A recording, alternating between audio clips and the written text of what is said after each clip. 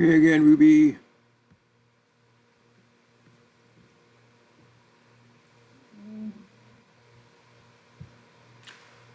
morning, Nicole.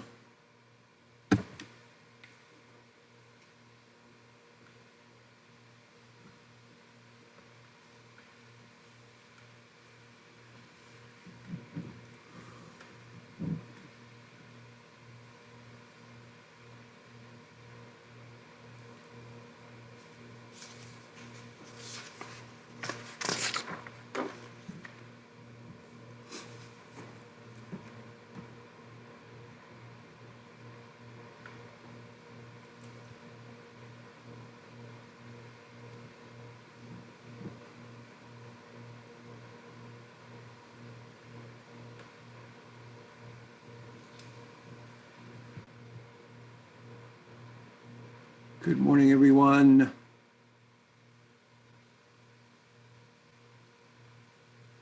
think Ruby said we had about 11 people signed up, so we'll wait another few minutes before we get started. Good morning. How have you been, Nicole? I am well, thank you. Hope you are also. I'm doing well, thanks. How's your family? How many children do you have Everyone, these days? just You one. just one? Just one. She makes enough noise for like three, but it's just one. Yeah. Well, it's a great blessing. Yes, Great blessing to give life to the next generation. absolutely. But everybody is well. We're all doing well. Glad to hear it. Good morning, Tracy. Welcome.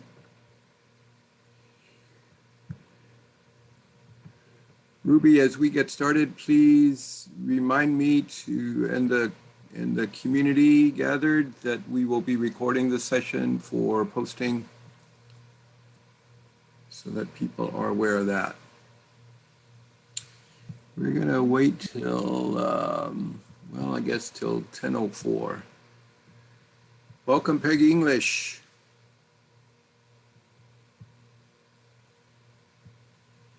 Peggy, what organization are you working with?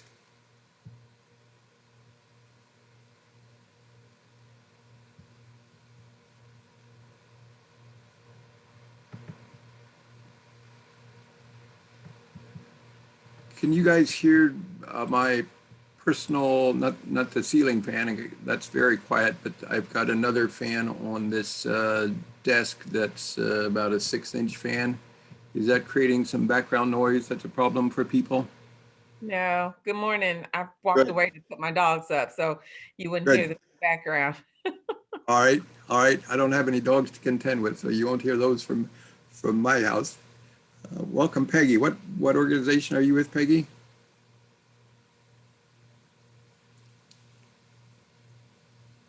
Still muted. Okay, there we go. There I'm you go. with, I'm with Southlight Healthcare. Wonderful. Great. Glad to have you with us. Thank you. We're going to start at 10:04. My clock is saying 10:03. Probably others will be gathering, and those that don't catch it live will be able to catch the recording.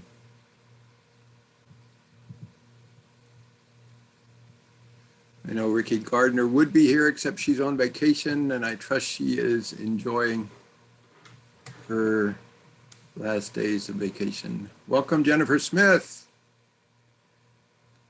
Welcome, Myron Smith. The Smith family is gathering with us. How you doing? Good. How are you, Myron? What organization are you with, Myron? Safety net. Safety Net? Okay. Yes. Glad to have you here.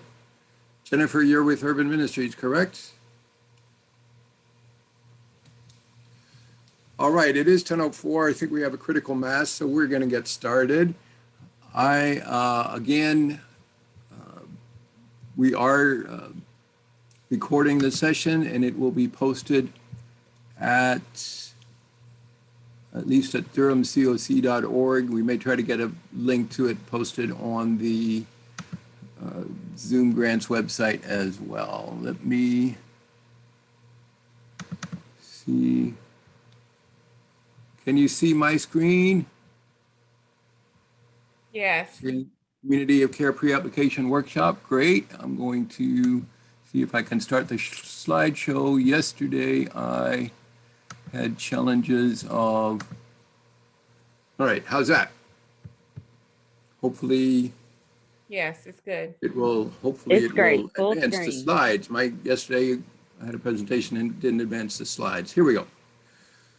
So welcome, friends. My name is Lloyd Schmeidler. I'm a senior community development analyst with the City of Durham's Community Development Department. I have been managing the Durham's annual process for the Continuum of Care Homeless Grants Competition that HUD ordinarily conducts annually.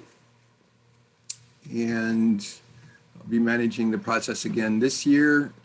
This pre-application phase is kind of a glorified letter of intent process where we qualify organizations to submit applications when the notice of funding availability, or what we call the NOFA, is released by HUD. And we are anticipating a full Continuum of Care Homeless Grants competition from HUD in 2021. They, however, don't tell us much until they actually do something. So I'm glad to see a number of people with us this morning. Let's see, I have Peggy English from Southlight. I lost my group. Why don't you announce yourselves and briefly tell us what organization you work with and what your organization does, real quickly, 30 seconds or less. Peggy, we'll start with you since you're first on my list here. Yes, my name's Peggy English. I'm a peer support specialist with Southlight Healthcare. And I'm sorry, what else did you need to? That's enough. That's fine. Okay. Nicole. Nicole Bagley, Urban Ministries, Workforce Emergency Shelter. Okay. And what's your role there? Quality Assurance Manager. Okay. Jennifer Smith, also from Urban Ministries, I believe. Yes, I'm Jennifer Smith. I work in the Development Office at Urban Ministries of Durham. Very good. Myron. Yes, I'm a partner at Safety Net, and we try to provide healthcare access and housing needs for the city of Durham. Very good. Tracy. Good morning. Good morning, Tracy Stondina with Alliance Health. I'm Director of Housing and Assistance Programs, and we have a grant funded through the local CoC of Durham, and I'm hoping to reapply for additional funds. Very good. Ruby. Hello, Ruby Holmes with the City of Durham Community Development Department. Excellent. Really appreciate Ruby's support. She provides a lot of technical support for these presentations. Anybody else joined us? Please introduce yourself if you have before we continue.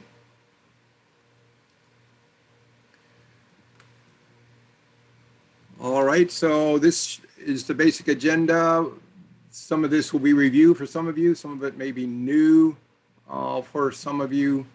For those that it's old hat, feel free to join in. And I think we're a small enough group so that if there are questions, feel free to raise your hand. Ruby, you can kind of monitor raised hands or the chats.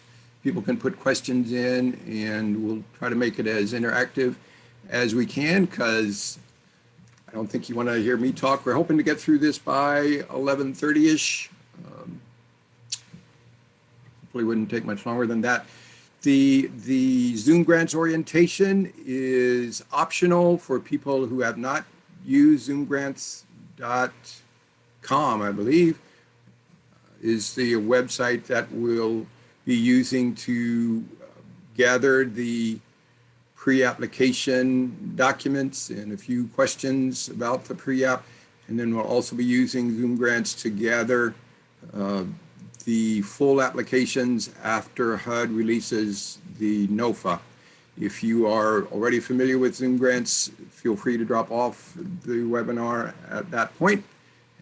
If you'd like to learn more about Zoom grants, we will visit the website. Hopefully I can get connected to it and show it to you.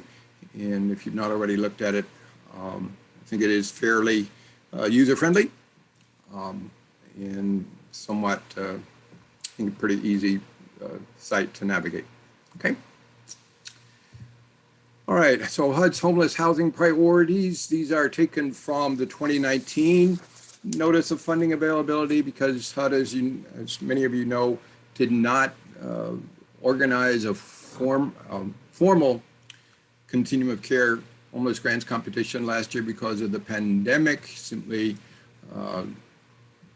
it just renewed the existing CoC funded projects for another year. Did not add any money beyond the increases for fair housing, increases in fair market rent. So 6 homeless housing priorities identified by HUD in the 2019 NOFA. They changed them from time to time. I think various times I've seen as many as 7. A couple of years ago, they were down to 4. This year, or in 2019, there were 6. So ending homelessness for all persons. Obviously, the overall goal for our homeless systems across the country and in Durham are to make experiences of homelessness rare, brief, and non-recurring. HUD encourages us to do that by engaging and serving all homeless persons, so an emphasis on street outreach in the community, even though CoC funding is not available to be used for street outreach. HUD does encourage that. We have a street outreach strategy that identifies people who are unsheltered, and we're encouraged to tailor housing and support services to people's actual needs and to reallocate CoC funding as needed to do a better job to create new projects and to improve performance and meet the needs of people.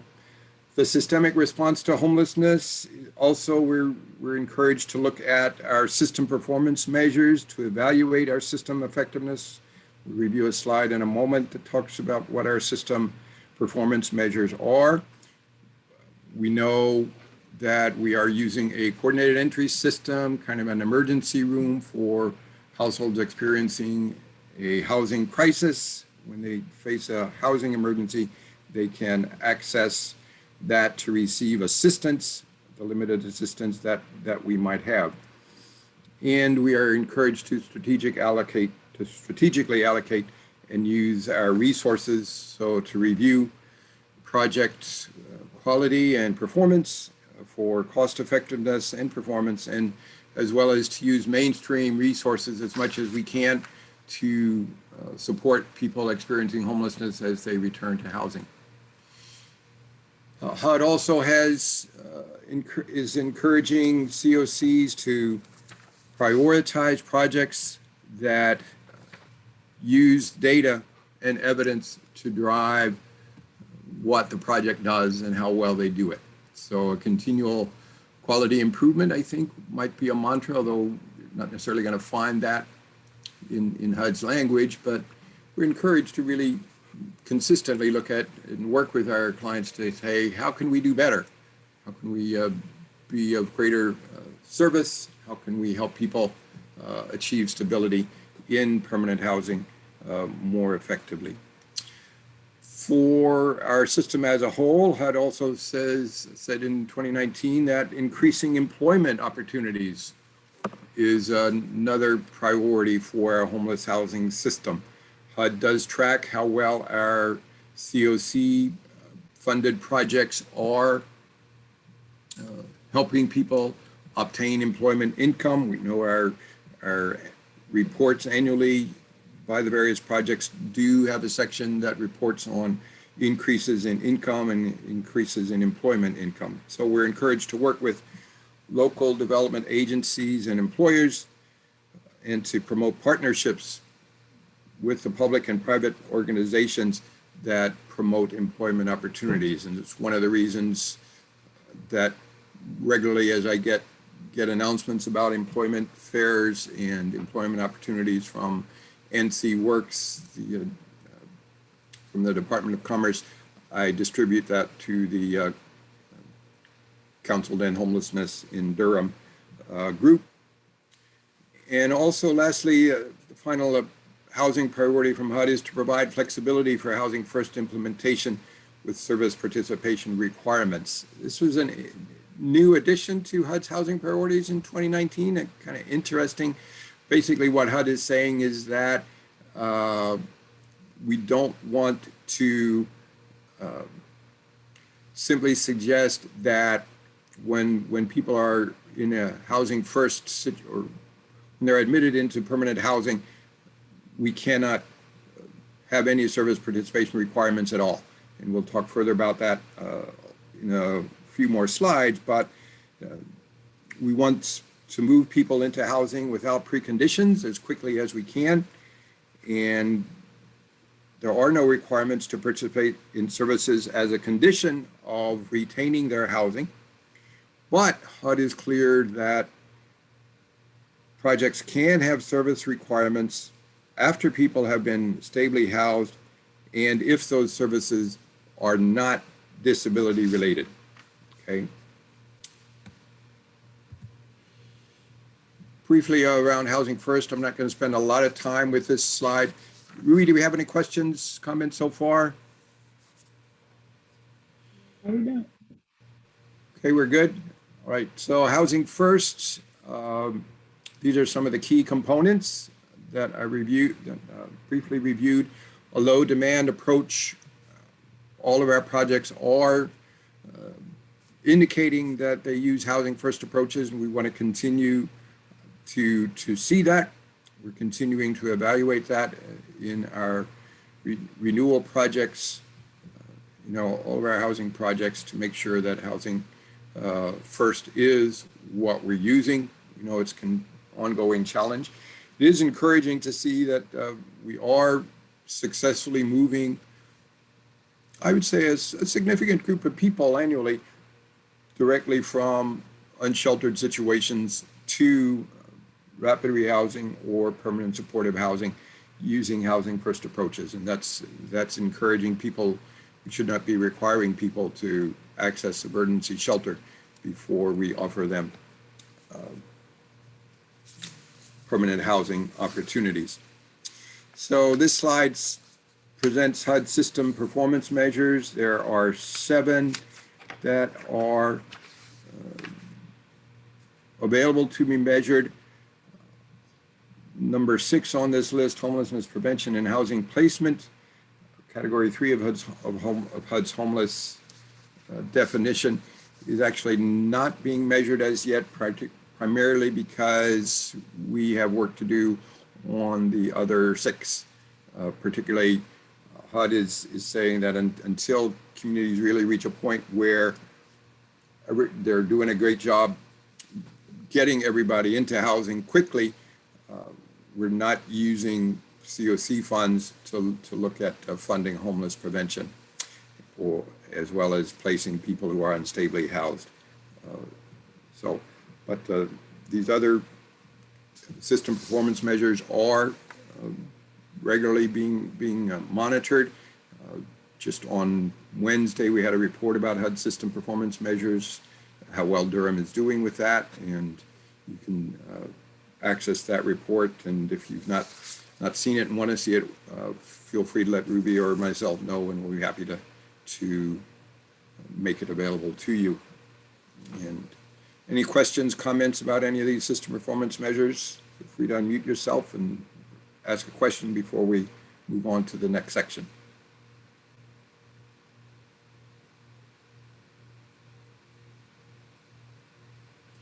Okay, let me end by simply saying that at this point, we are measuring these indicators at the system level and not at the project level. But all of our projects should be concerned as to how well they are contributing to this. I guess the one exception to that would be the job and income growth, number 4. Job and income growth of people in CoC funded projects is specifically related to our CoC funded projects. The others are looking primarily at our system as a whole.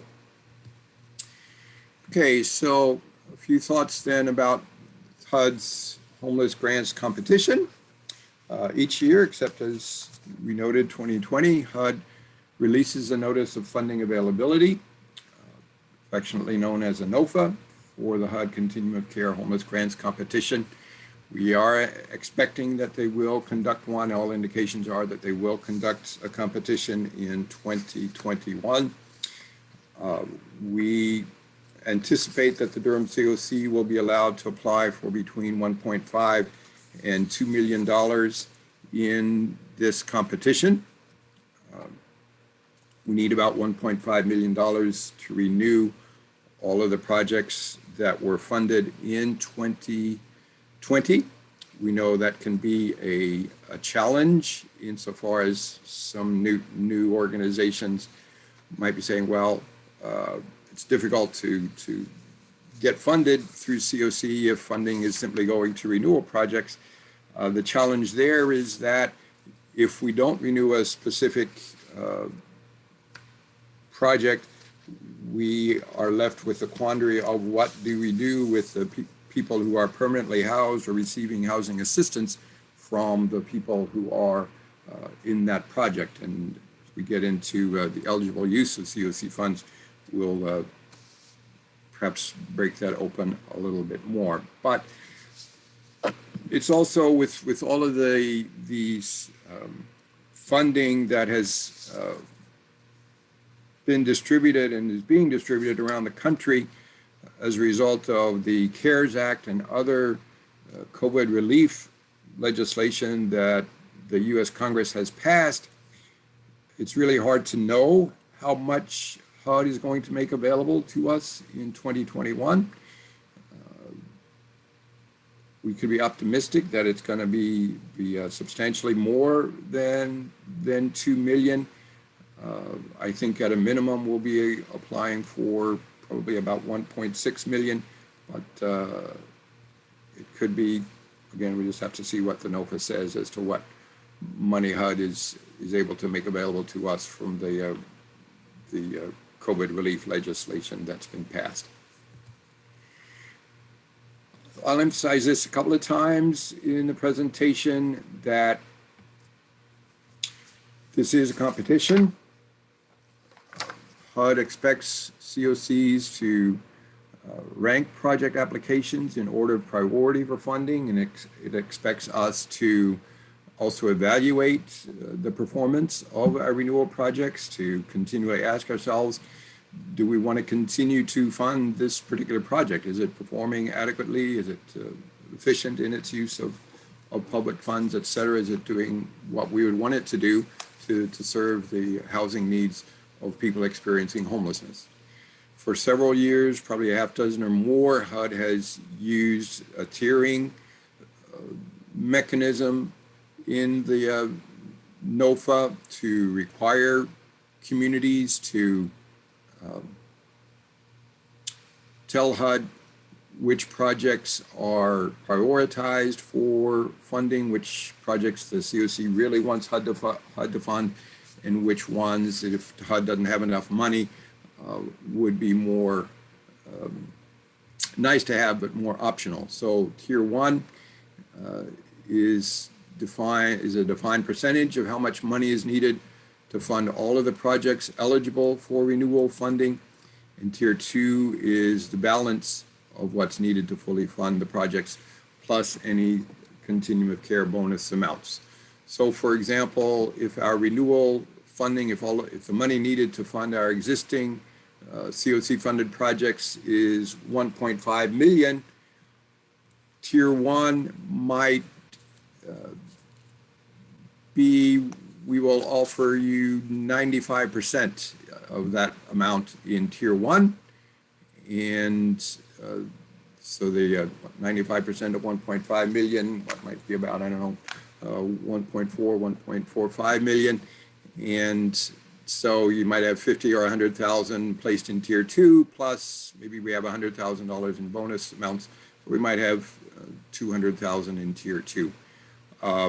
And the key here is that projects ranked in tier 1 are much more likely to be funded than projects ranked in tier 2. We have gotten some tier 2 funds And tier 2 funding is really where the competition places the CoC in competition with other projects and other CoCs around the country.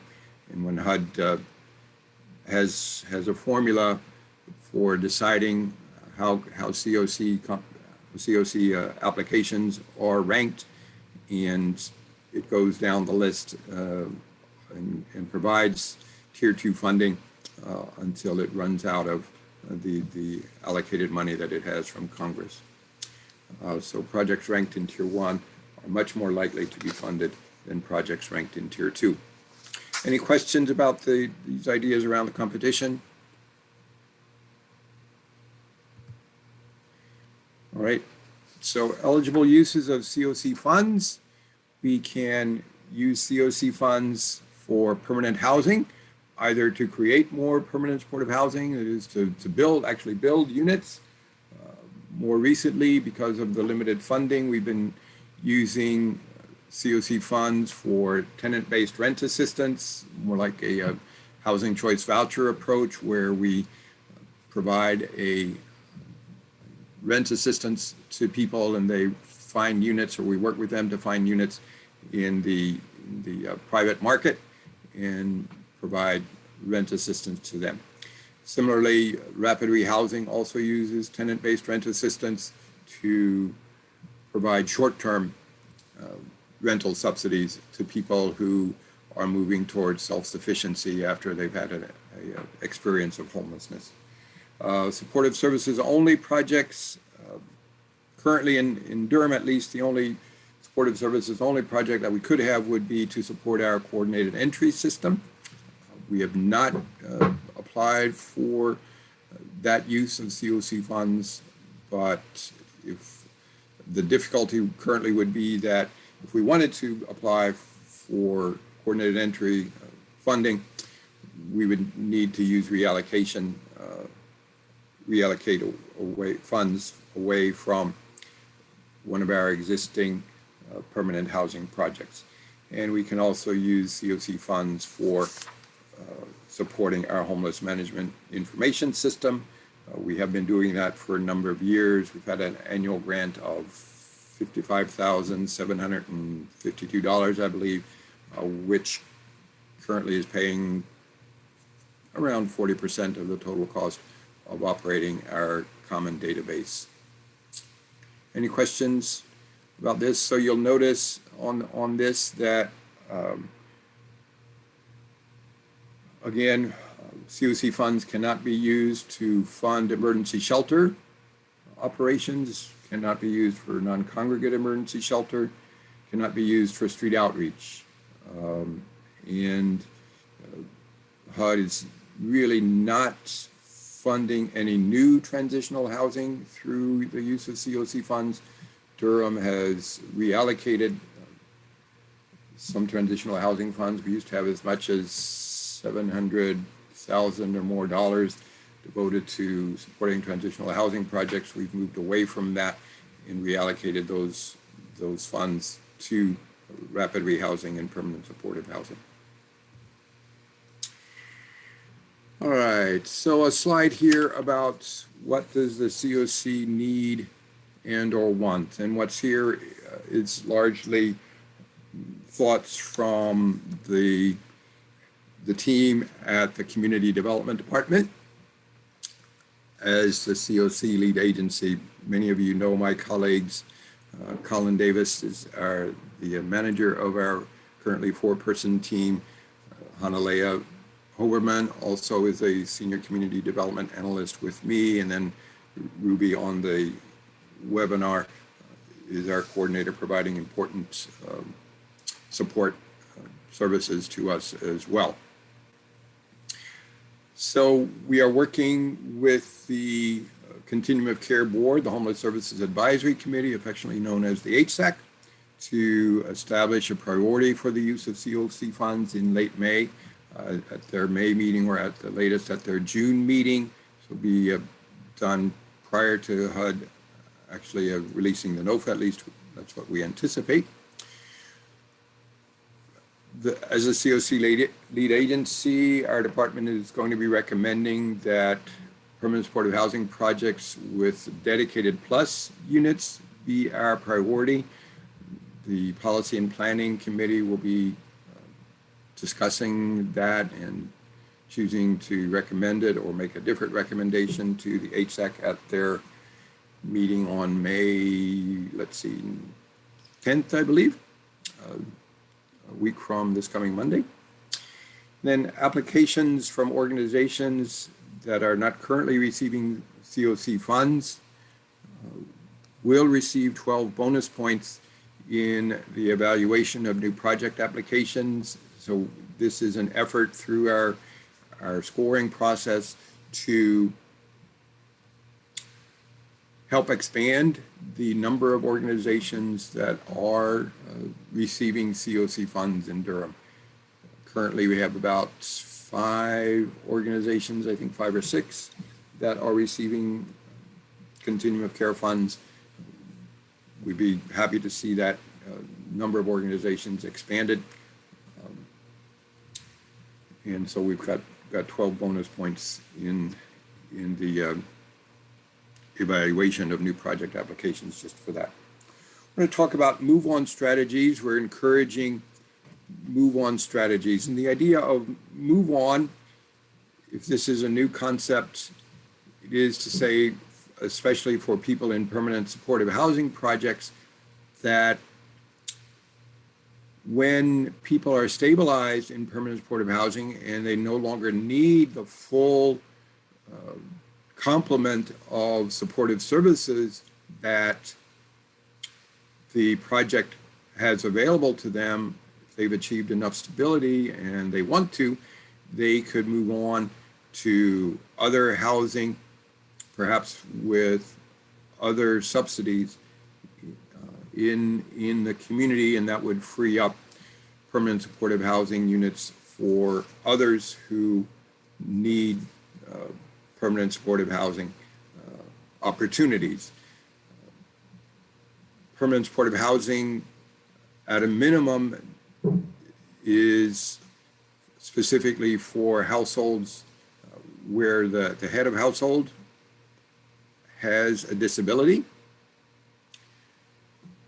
And in Durham, we have prioritized the limited supply of continuum of care funded PSH specifically for chronically homeless people. So people with a disability who also have long-term experiences of homelessness. So HUD in the CoC rule encourages permanent supportive housing projects to plan a path to permanent housing stability with permanent supportive housing recipients when they start to move in, right? So at the beginnings.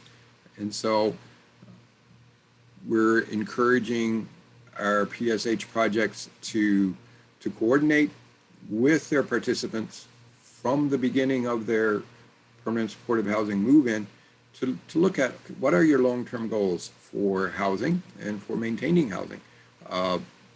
Certainly moving on out of permanent CoC funded permanent supportive housing project should be completely voluntary. We are not providing any necessary incentives for people to leave a permanent supportive housing project. They are welcome to stay as long as they would wish, but it also can help people move towards greater independence in their lives if they can move on to other housing opportunities. Sometimes some people, you know, we've had people that will leave a permanent supportive housing project and become a homeowner. And there are some, our department is working to create more home ownership opportunities for low-income people. And we were having some success with also moving people from a CoC funded permanent supportive housing subsidy to a housing choice voucher subsidy. And so those are our opportunities. And then shared housing options are something also to consider in tenant-based rent assistance projects. The idea of shared housing, again, is that it would be completely voluntary. People need to choose to enter into a shared housing arrangement with each person in a shared housing situation having their own lease for their personal bedroom and then sharing the common space in a house or unit. But communities across the country are beginning to see shared housing as a viable option, especially for people who are significantly challenged by housing costs and the income that they are experiencing. So those are some things to think about as you might put a project application together. Any thoughts about any of this?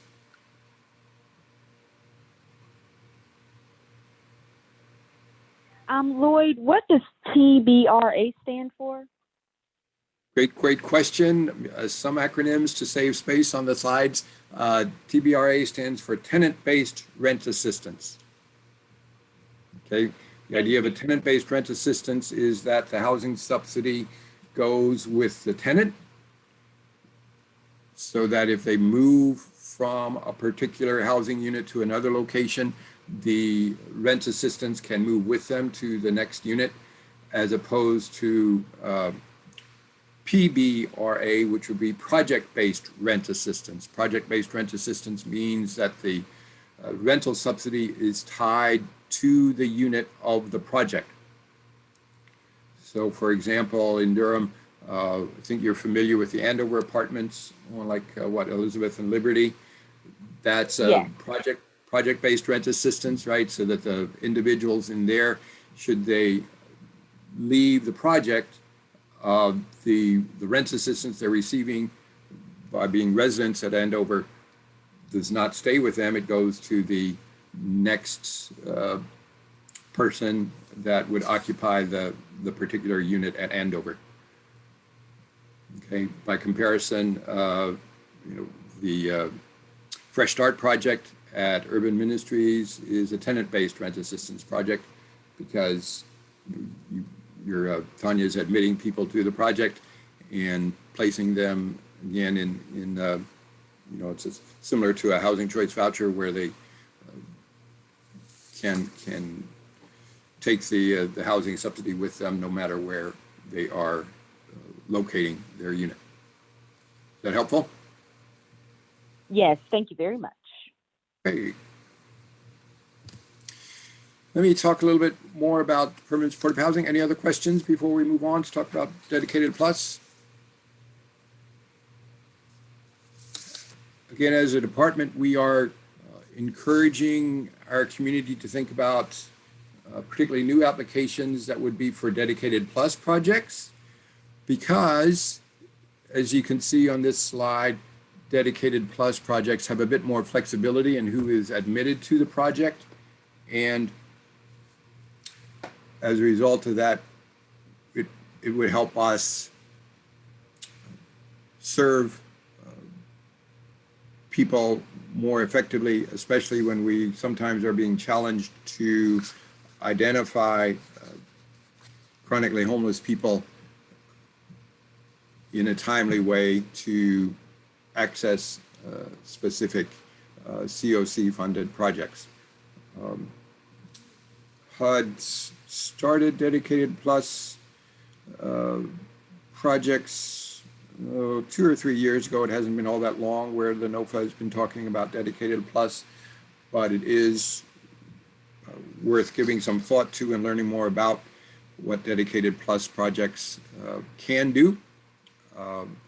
There are a couple of other categories of people that can be assisted, but we are by Dedicated Plus projects, but we don't have those kind of projects available in Durham, but certainly in the NOFA, you can learn more about Dedicated Plus. And the caveat at the bottom of this slide is that Dedicated Plus projects must meet fair housing requirements and serve households with children. Now that would be a situation where I think tenant-based rent assistance projects with Dedicated Plus would need to serve households with children. A project-based dedicated plus project would not necessarily need to serve that if the units in the project could not are not established to serve households with children. Okay. Any thoughts about dedicated plus? You can see that the particularly B and C are basically variations of HUD's definition of chronically homeless households. People who are very similar to chronically homeless, but because of HUD's precise chronic homeless definition, would not precisely, would not meet that definition specifically. Okay. A few thoughts about renewal and expansion projects.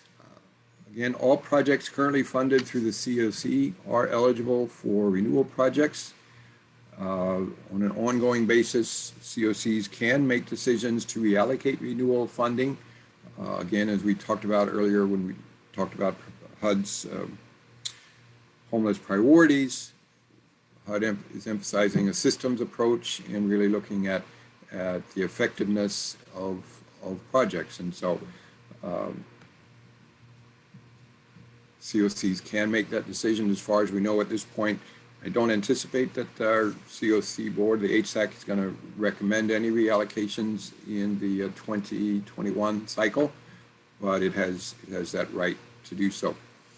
Organizations can apply to expand an existing renewal project to increase the number of units in order to serve additional persons in the project. And we are encouraging projects that are performing well to consider applying for an expansion grant in this cycle. We want to make sure that whatever funds HUD makes available to us in 2021, we have qualified applicants to apply for, even if those projects are ranked in tier 2, as we talked about. Still, there's a chance that they can get funded. And if we have strong applications and have a strong collaborative application, as we will work hard to do, we will perhaps get a new project funded. In the 2019 Notice of Funding Availability, HUD also allowed organizations to apply for a consolidated project to merge 2 existing CoC funded projects. Currently in Durham, the only organization that really could consider a consolidated project would be Housing for New Hope. I don't know if anybody has joined us for Housing for New Hope. I suspect they will be interested in the presentation though. And then there's also language in the 2019 NOFA, which we anticipate HUD would carry over into 2021, that allows for a transition project application for a project switching from one type of project to another. The idea here would be, for example, that a rapid rehousing project could transition to a permanent supportive housing project. Again, using project-based rent assistance. And the idea would be that the same organization could make that transition without going through a CoC reallocation process. So there's some thoughts there to think about and to perhaps explore reading the 2019 NOFA. Again, a lot of these things that HUD introduces into a NOFA, Notice of Funding Availability, we're not necessarily prepared to use this flexibility in the first year that HUD announces it, because we haven't been thinking along those lines. But as we move on, these are things that we can think about doing as in successive CoC grant competitions. terms of a domestic violence bonus, HUD offered a $50 million nationwide domestic violence bonus in both 2018 and 2019. We did get the Durham Crisis Response Center applied for and did get a new CoC grant for rapid rehousing, specifically for survivors of domestic violence and intimate partner violence in 2018, but we were not awarded a domestic violence bonus project in 2019. Don't know yet whether HUD will be having a domestic violence bonus in the 2021 competition. So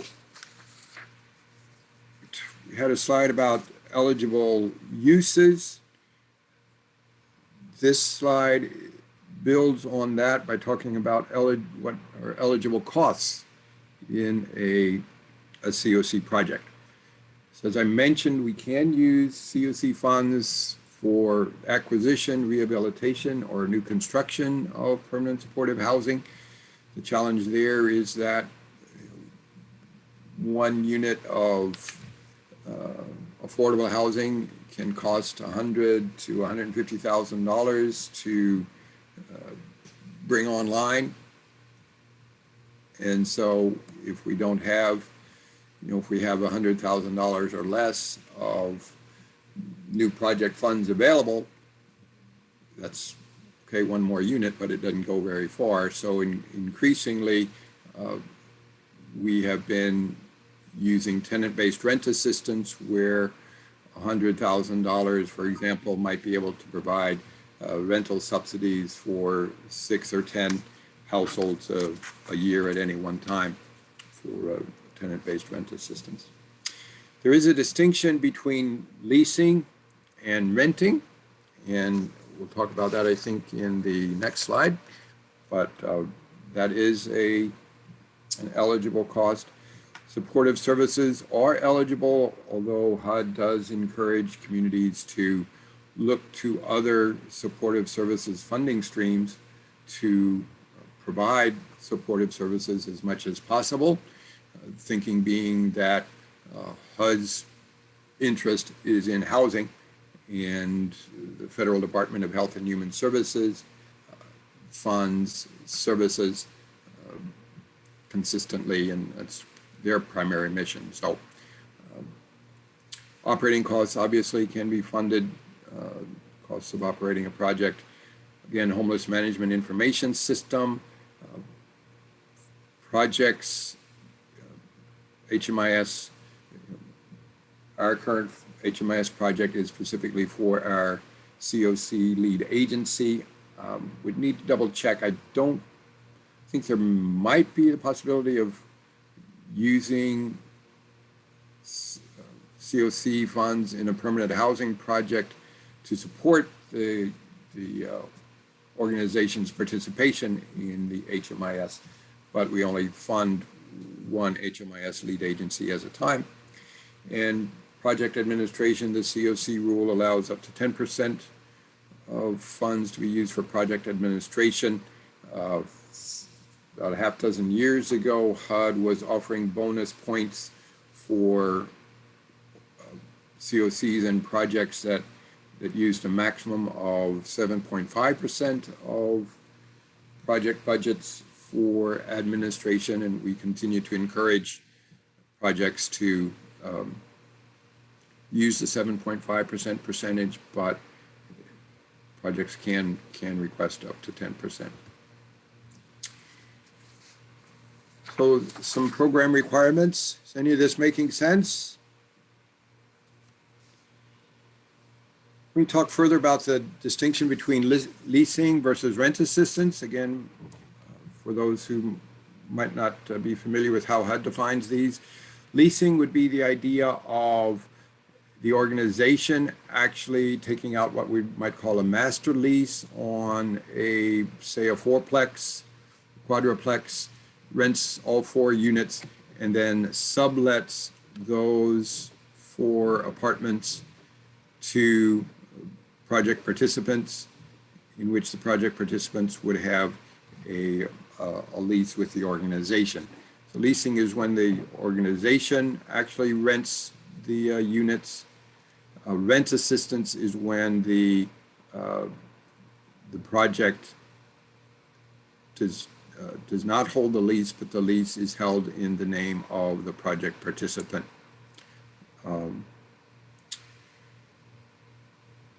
Rental housing must meet housing quality standards. That's important. So there's always a housing inspection that goes into getting a unit available for a client. It must pass the housing quality standards. Supportive services agreements. Again, projects may require participants to take part in supportive services provided through the project, as long as the services are not disability related. There's more information, I think, at the HUD Exchange about that stipulation. We can get more clarity from our technical assistance providers or from HUD. If you have questions about whether a particular requirement for supportive services can be required, we can certainly inquire more with HUD about how that might work. Only projects whose primary purpose is to provide substance abuse treatment may require participants to take part in substance abuse treatment services as a condition of continued program participation. So for example, one of the primary substance abuse programs in Durham is TROSA, right? So if TROSA had a CoC funded project, they currently don't, but if they wanted to apply to provide perhaps rapid rehousing assistance, they could potentially require substance abuse treatment as a requirement for people participating in that project. It's just by way of example, not to say anything else about that. Participants must have occupancy or lease agreements, a standard lease agreement. Again, that does not include any requirements around participation in supportive services. Rents may not exceed 30% of a household's monthly adjusted income. And there are forms and charts that can be used to calculate how much our clients' rent payment on a monthly basis would be. Certainly, assistance may be terminated for violations of program requirements or the conditions of occupancy, again, according to the terms of a standard lease. But a formal termination process from a CoC-funded project must recognize people's due process rights.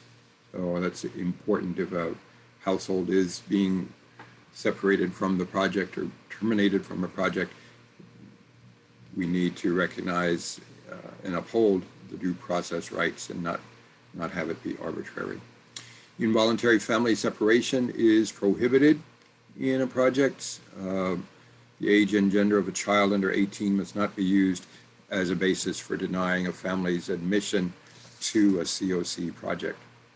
And then we require our CoC projects to participate in in Entry Point Durham, our central coordinated assessment system, and we also require our projects to participate in our homeless management information system.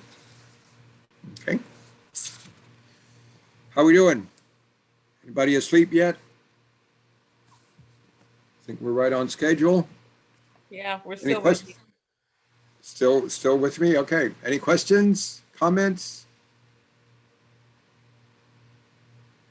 Thank Lloyd, you. Lloyd, I do have a question about the family separation piece where you say a child under the age of 18 and related to the family composition. Would this be like a person was already housed in a CoC program and then a child joins the household later? Can you kind of help me with that?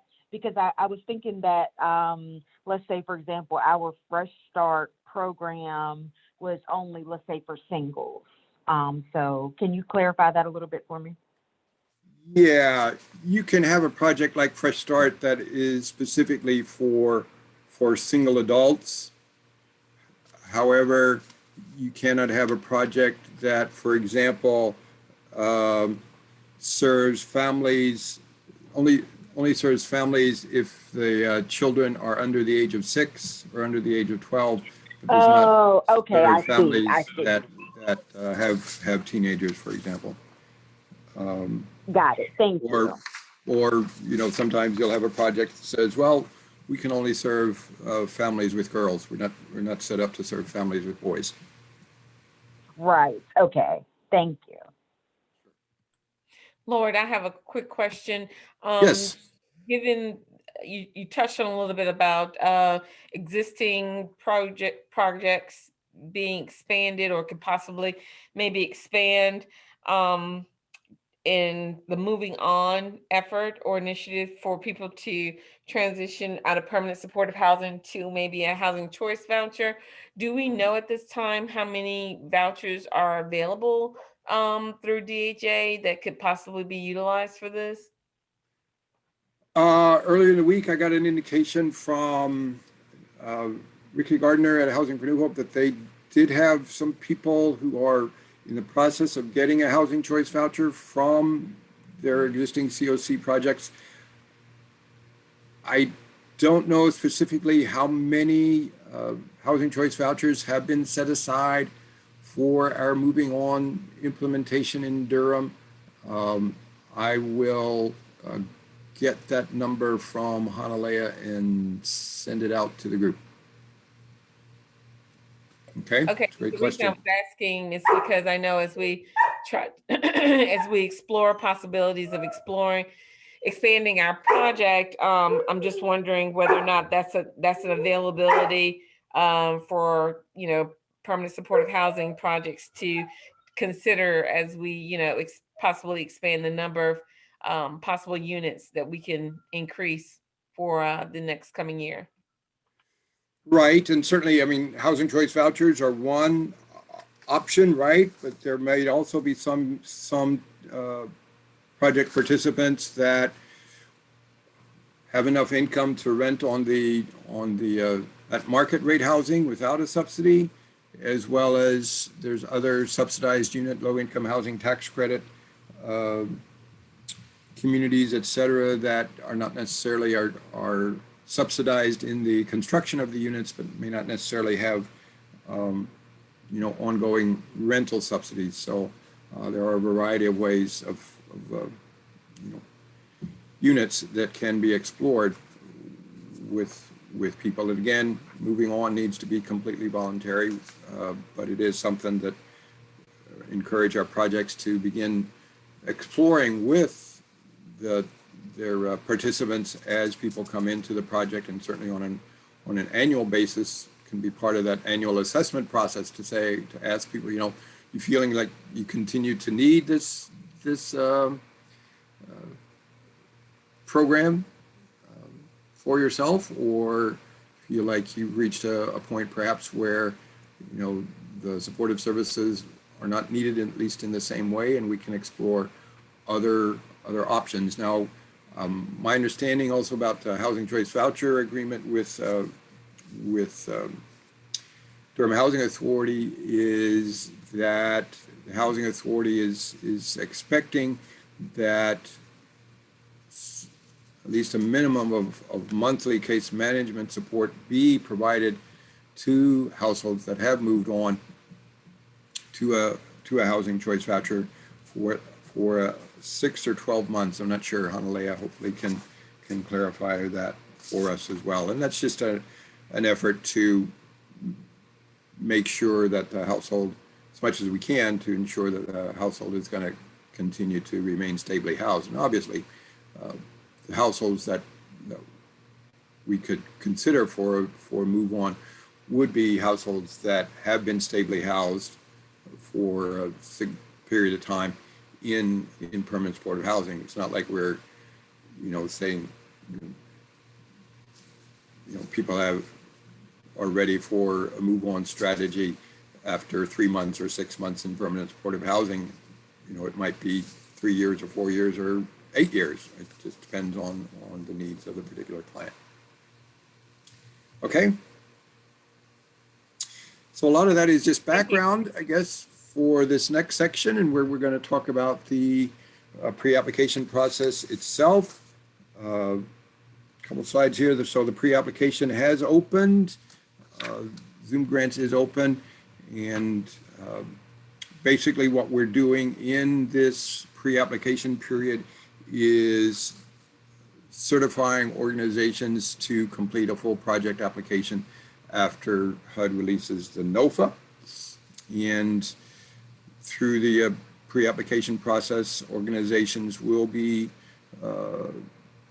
hopefully satisfactorily show that they're ready to complete or submit a full project application, give them opportunities to satisfy any initial deficiencies, and then projects would be or organizations would be invited to submit full project applications. Make that decision by the end of June, and then when the NOFA is released, the full project applications would be submitted and evaluated. So again, as we've noted, funding priorities will be approved by the CoC board, the Homeless Services Advisory Committee, later in May or at their June meeting at the latest.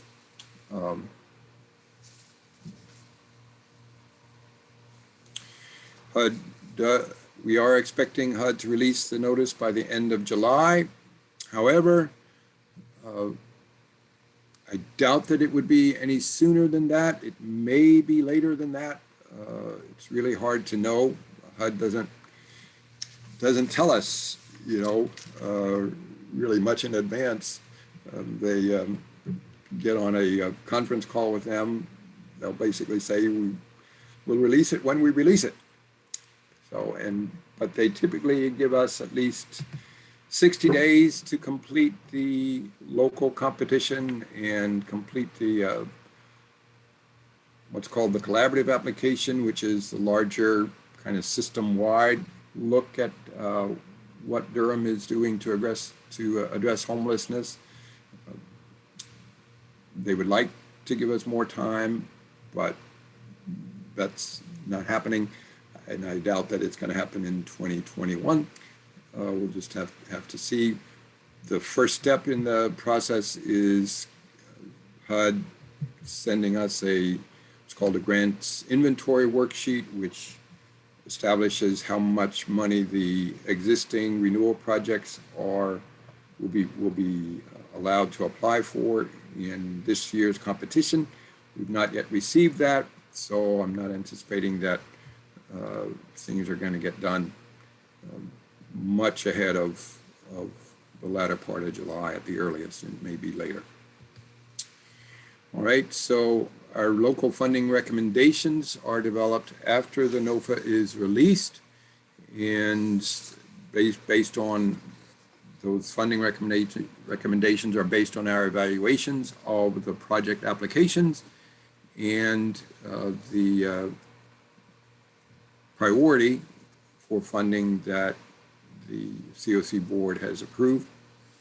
Final project applications will be due in HUD's eSNAPS website sometime after the NOFA is released, and then copies of eSNAPS applications will be uploaded into Zoom Grants, and then our complete application, which is composed of 3 parts: the collaborative application, our project rankings, which clearly defines what are our priority projects in Tier 1 and which projects are in Tier 2, as well as the individual project applications, all in eSNAPS, we anticipate they'll be due to HUD by the end of September. Strongly doubt that it would be before then. It may be somewhat later than that. If September 30th is the deadline for submitting the full application, funding decisions can be expected perhaps by the end of the year. This in the 2021 cycle, I think HUD announced that it was renewing all CoC projects in early 2021, sometime in January. Okay. So this is the pre-application schedule. Hopefully you may have already seen this in Zoom grants. The key dates here are next Friday is the submission deadline for any written questions that you may want to ask about the competition, about the pre-application period. Beyond anything of a technical nature, using the website, we certainly can work with people throughout the competition to make sure you can access the website and use it appropriately. But if you have specific written questions about anything I presented today or other things that come up in the as you complete as you look at the pre-application requirements, written questions can be submitted, and we will post written questions publicly by May 13th, and then pre-applications are due in Zoom grants by I think 3 p.m. on May 24th. So what, about 3.5 weeks from today. We will take a few days as the department to review the pre-applications to make sure everything is there that we need to approve organizations for submitting full project applications. If something is missing, we'll be in touch with the organization and ask them to submit additional documentation.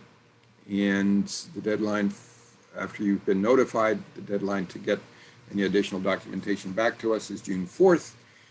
By June 10th, we would let you know whether there is final acceptance or if the documentation did not satisfy our concerns. If final acceptance by the department is not approved, the organization can appeal to the Homeless Services Advisory Committee by June 16th, and we have 9 days for the executive committee to make a final decision. This is again just about the pre-application, so it's approving projects, approving organizations to complete full project applications. Any questions about the schedule of the pre-application period? Lord, this is Tracy. While we've gone through this process before, the submission of written questions deadline, am I missing something, or is this something new? I know it's been a while. We've used it, we've tried to use it before. It is the idea of if there's something about that's not clear in the pre-application that we want to make sure we're conducting an open and fair process, and so that if you're asking something that really the response should be communicated to all potential interested organizations, we want to make sure that that is communicated to all interested organizations and not specifically to just your organization. Okay, so these are the questions in Zoom that needs to be responded to. Right, these are not the question, right, this is not the pre-application itself. This is questions about the process, or about anything that if as you look at the pre-application or you look at the documents required and there's some ambiguity, some lack of clarity that you say you still don't know, those are the kind of things we want to make sure that we're communicating to the the entire community and not just to a particular organization. But if the question is, how do I do this or that in Zoom grants, it's not as user-friendly as I was hoping it would be, we can certainly work individually with individual organizations on, or individual persons to make sure you can access the website appropriately and deal with it. that helpful? Did I answer the question? Yeah, I know, we've probably been using Zoom a couple of years now, but when you Yeah, only yeah. do it once a year, you kind of, and then given everything else that's taken place over the last year or two, you kind of forget, what this process, and I haven't, to Sure. be honest, I haven't opened it yet to look at the questions and information that's being asked of each of the applications submitted. So I was just wondering if this was something new, or if this was something we typically submit as a part of the pre-app process. Yeah, yep, yep. Yeah, we're not talking about the pre-application questions themselves, but more questions about the contents or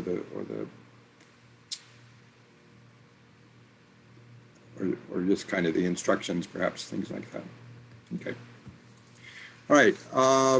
So some pre-application key points. We're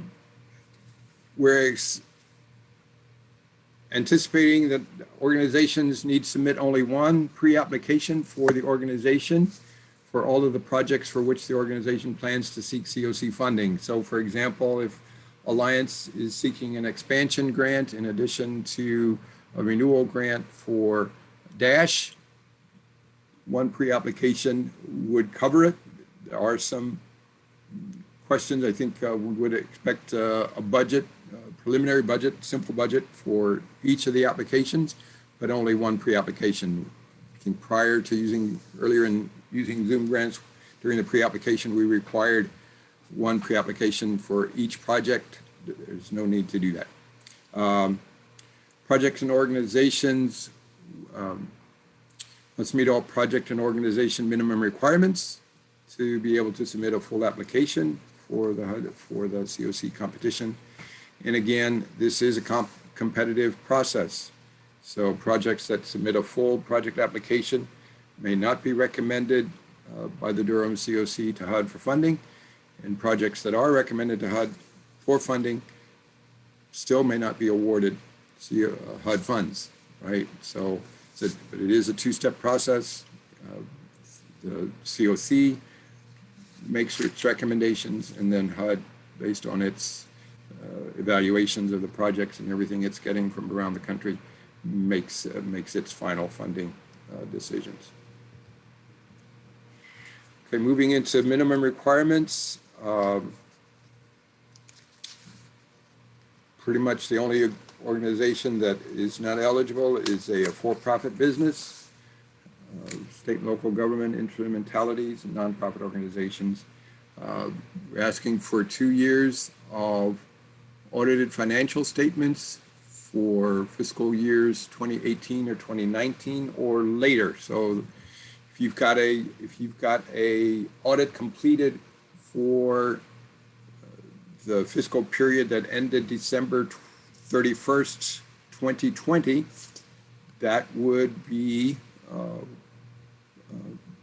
the latest fiscal period, right? Ordinarily, don't think people have fiscal years ending March 31st, that I'm aware of. But in any case, so it would be 2 years you'd submit would be for calendar year 2019 and calendar year 2020. If you're not, if your fiscal period ends June 30th, 2020, and hopefully, hopefully you have an audit for the period that ended June 30th, 2020 already completed, that would be your latest one. If that audit is not yet completed, well, then you'd submit the audits for the periods that ended June 30th, 2018 and June 30th, 2019. So fundamentally, we're asking for the 2 most recently completed reporting periods of operation.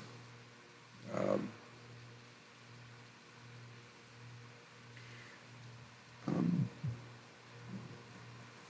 but ordinarily, we may ask you if your fiscal period has ended June 30th and 10 months later, you've still not completed an audit, we may ask, for some explanation of why that audit is not yet completed. Organizations that their fiscal policies don't require audits, can submit financial statements prepared by a certified public accountant. We're looking for financial capacity to manage a reimbursement-based contract, and organizations need to be prepared to match 25% of any HUD funding award, except for leasing dollars, which does not require a match. We're looking to see that you are eligible to contract with the federal government to spend federal funds. So your SAM registration should be available. We want to see that you've set up a profile in HUD's eSNAP system, which is where you'll be submitting the full project application, and that you are meeting HUD's threshold requirements described in the pre-application. We want to see that you have a board of directors that's current and that's meeting, and we want to see the conflict of interest policy for the organization, and we want to see that your board of directors has a homeless or formerly homeless person on the board. If you don't, hopefully you'd have a waiver from HUD, and we want organizations to be in good standing with the city. Okay. Concerning the local competition, we will release a scoring tool in the near future after approval by the Performance Management Committee. To be clear, the scoring tool is not used to score pre-applications, but will be used to score the full project applications after the NOFA is released. And then the ranking of new and renewal projects in HUD's tiers is guided by the 2019 policy that was approved by the CoC, and that I think is available on the Zoom Grants website. Okay, so you can send questions about the pre-application process to Durham Opening Doors by May 6th, and answers will be posted. All right, how are we doing, friends? It is 11:17 according to my timepiece. Unless there are additional questions, I'm going to close this sharing and invite anyone who wants to stick around, and we'll try to get to the CoC or to the Zoom Grants website. Let me see. And do a quick run through of Zoom. Questions, comments? Helen Mangum, welcome.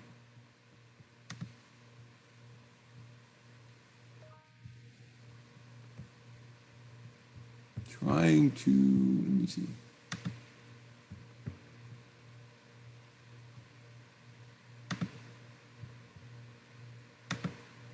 Now,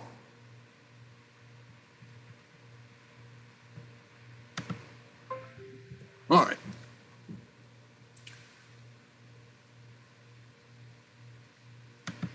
Helen, what organization are you with? And unmute yourself and share.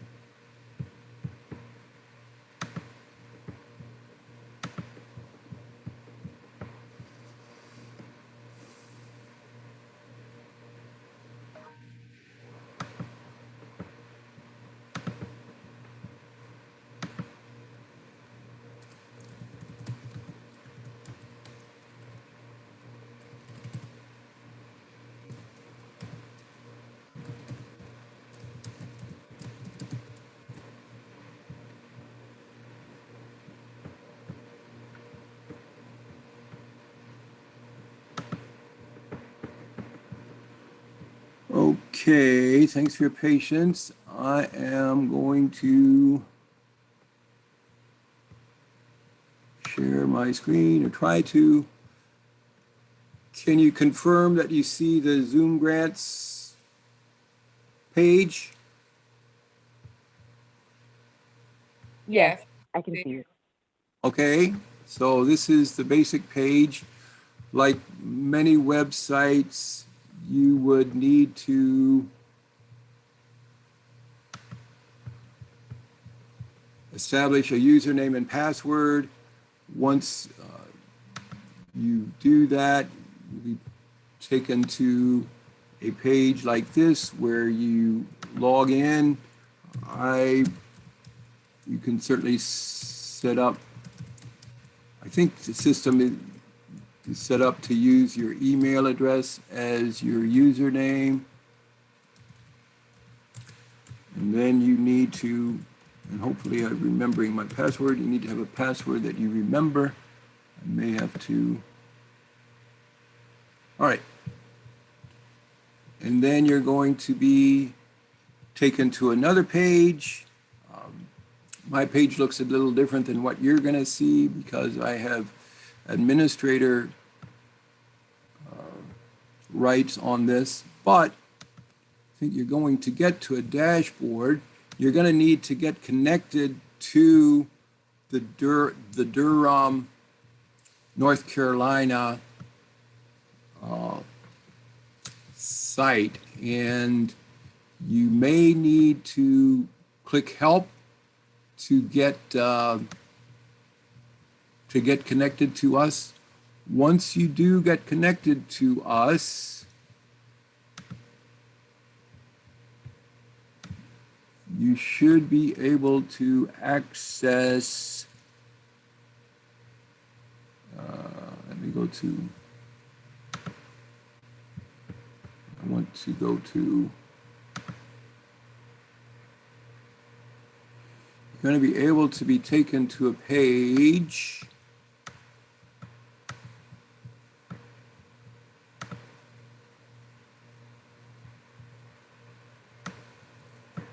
that is going to look something like this.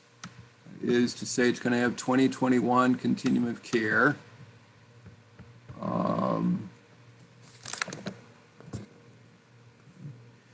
And the site, this is a lot of background that we reviewed in the workshop this morning, but encourage you to again review it, especially those of you who are new organizations. If you've not applied for continuum of care funding, CoC funding before, please take a moment to review it. With the buttons at the top, you can also hide any of this information. Right now, it's all visible. We certainly want you to be aware of this. The schedule that I outlined is here as well. The review and approval process is discussed. Didn't talk about the supplemental pre-application period, but basically what we're saying is that if, particularly after HUD releases the NOFA, if we see that we don't have enough project applications to allow us as a CoC to apply for all of the funds that HUD is making available to Durham, we have the right to solicit additional applications and pre-applications. Okay. Talk about the minimum requirements, the kind of projects that can be funded. I didn't talk about the joint transitional housing and rapid rehousing component project. I didn't because we don't currently have any transitional projects in Durham that might be interested in this, but we've included it here because it is in the CoC NOFA as an eligible kind of project. So organization minimum requirements,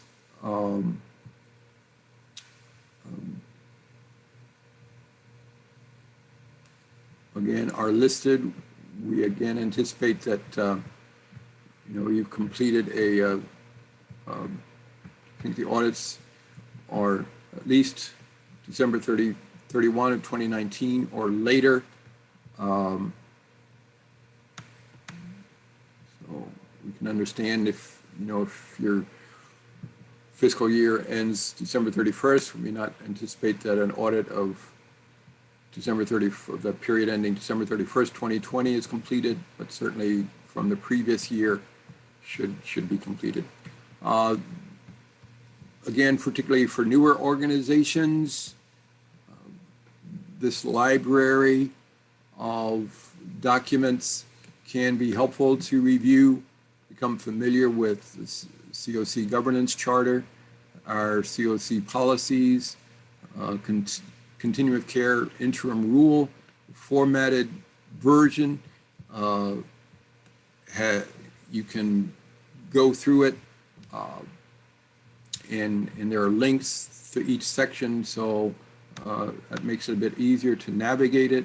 Our CoC project standards, these are the standards we expect projects to uphold and to apply in their projects. Okay, so our CoC coordinated entry policies and procedures, etc. So we expect you to become familiar with this. Not that you've obviously memorized it. I haven't memorized it all, but we know where to find it, and as needed, we can access them. I mentioned the evaluation and ranking policies and procedures. This guides how we as a CoC rank projects in Tier 1 and Tier 2, as well as guides our semi-annual evaluation processes of our CoC projects. I mentioned expectation of participating in the homeless management information system, and so we have that listed here as well. Chronically homelessness, HUD's definition is included. If there's some particular document that you think would be helpful to add to the website, it's the kind of question that you can feel free to suggest to us by May 6th, and we can easily enough, more than likely, add it. All right, so this first page of summary is some basic information about the organization. And then once you complete that, you can start the pre-application by clicking on this link, and the pre-application must be submitted and approved before continuing to the full project application. So the pre-application itself is not very long. It's got a number of questions here about the organization as well as the proposed project, your audits, if any findings, and questions about HUD financial threshold, etc. Really, the bulk of the pre-application is going to be uploading a series of documents, right? And that's listed in this section. Nonprofit organizations should upload a copy of their IRS 501c3 letter from the IRS, not required of organizations that are not nonprofits. Then I mentioned the audited financials.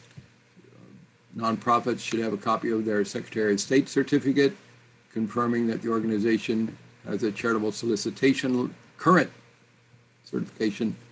If it's out of date, that doesn't suffice, all right?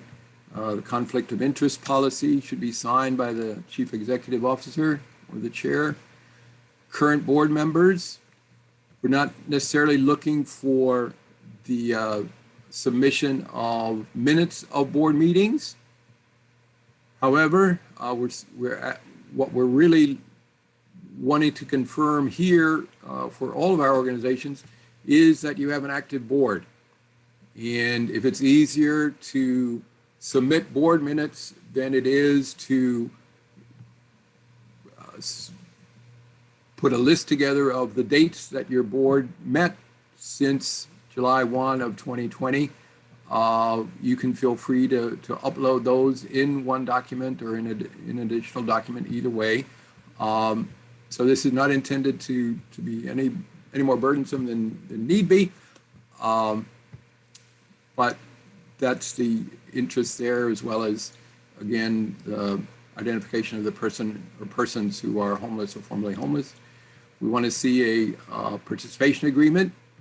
You know, if you're a new organization to Durham, but you're doing have have participating in another CoC and have a participation agreement with another homeless management information system in another CoC, feel free to complete that. A victim service provider organization would be exempt, and we can deal with that. Okay, the certification that you're eligible to contract with the federal government is found is certified through registration at sam.gov. Hopefully you're familiar with that. We want to make sure that you have a current profile in eSnaps. So that's what we're looking for. And then we have a template for preliminary project budgets that you can download and complete. It's basically the summary page from the eSnaps application. There is a grant expectation certificate which outlines what we expect from our CoC projects. A membership agreement, current for the current year. There is a template here. If your organization is currently not a member of the Durham CoC, you can complete that and submit it. And then the current policies and procedures, or the proposed policies and procedures for your project or projects. And then there's, I believe you can, I'm not completely sure if the uploading, you can upload as many documents as you wish. I believe you can, but since I've not actually completed this process myself, I'm not sure whether any additional documents need to be in one upload, or if you could upload several different documents. I believe you can upload several different ones. And if you have questions about that, Zoom Grants has a very helpful, very robust help function. And there's also resources up here. You can submit technical questions for assistance through to Zoom Grants, and they respond quickly. And there's orientations to Zoom Grants as well at this resources page. Right, so don't be afraid to send. Okay, so technical questions, again, technical problems with the website, send to Zoom Grants.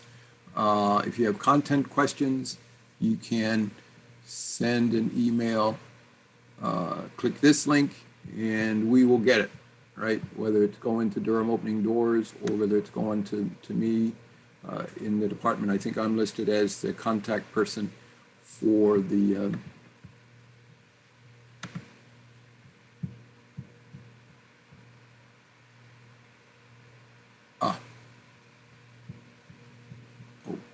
okay, so it's using my Gmail account. That's probably not the best. I recommend not using that because I don't access that account with any regularity. So do not use this link to contact the administrator.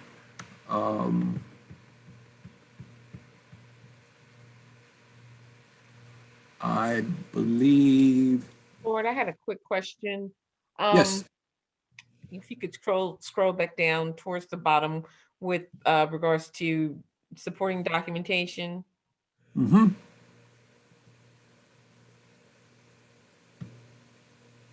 Okay. Scroll down a little bit more. Unique policy and procedures. Not only the supporting documents, but you need it signed by the CEO. Yes. Could that be a cover?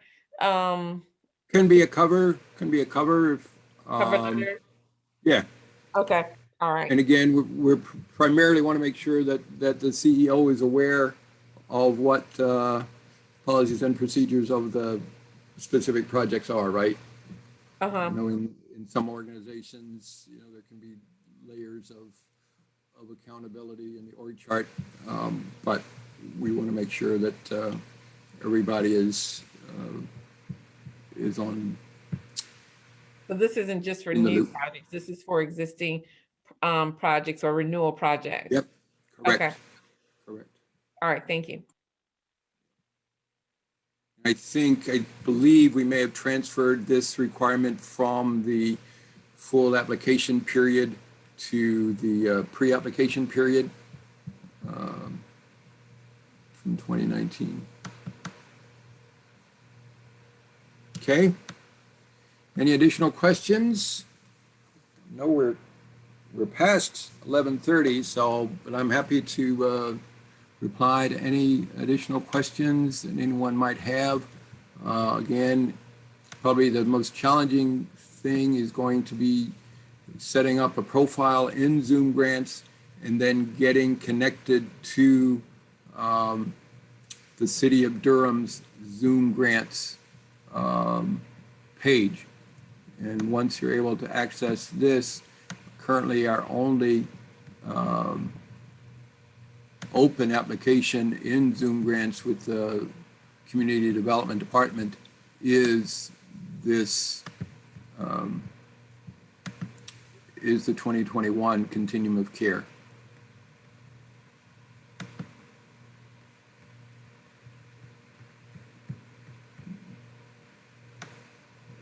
So again, let me just make sure I understand.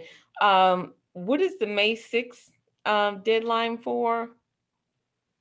So the May 6th deadline would be for questions about the content of the pre-application period.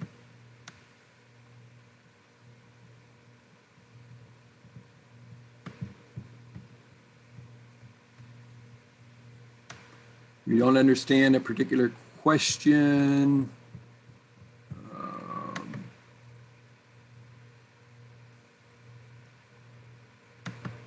let me see if I can get back to, easily get back to the, all right, so if any of the information here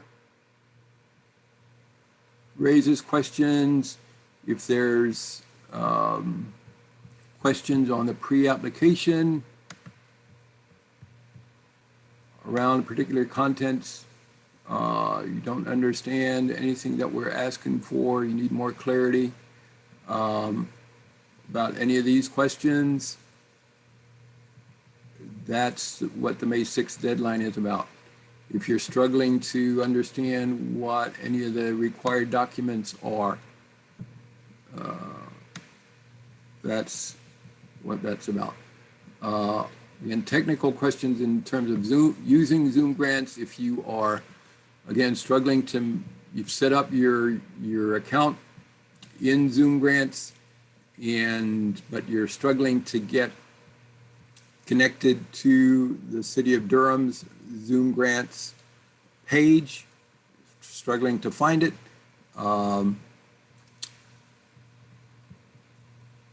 Follow the guidance, I think, on the website. And if you continue to have trouble, let us know as soon as you can. And probably I would be referring you to my colleague, Matt Schnars, who some of you know. You know, there's, again, here's a full page with, I just found this just right now, right? There's videos, slideshows,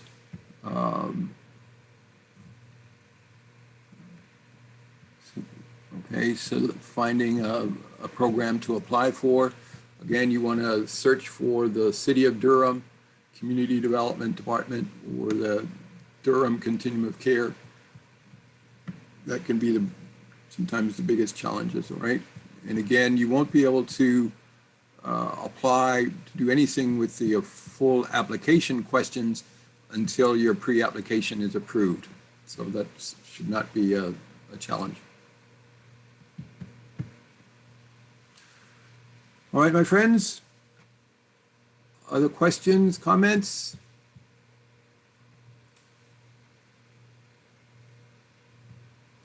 All right, well, good luck. We're very much appreciate those of you, especially that are from new organizations. We, again, are always looking to see if there's opportunities to recommend new organizations for CoC funding.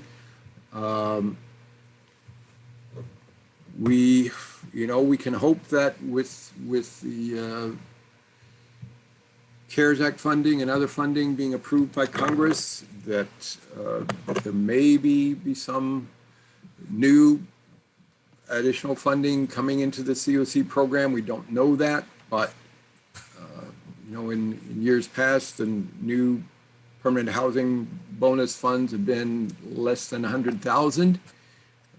This might be a year where we again have less than 100,000, but it might be a year when we have 300,000 or 500,000. It's really hard to know at this point. HUD is again not giving us any clues, but it is perhaps a worthwhile time to consider, particularly additional permanent supportive housing projects for participants who meet the dedicated plus definition. But other expansion projects to expand existing rapid rehousing projects or to add rapid rehousing projects to our portfolio of projects are also welcome. Ruby, any comments from you? Nope, I'm good. Thank you. I'm good unless somebody else has any final questions. We will adjourn for the day, and I thank you all for participating and wish you a happy Friday and enjoy the upcoming weekend. Thank Okay, you. Thanks, everybody. Have a good weekend. You too. Bye-bye for now.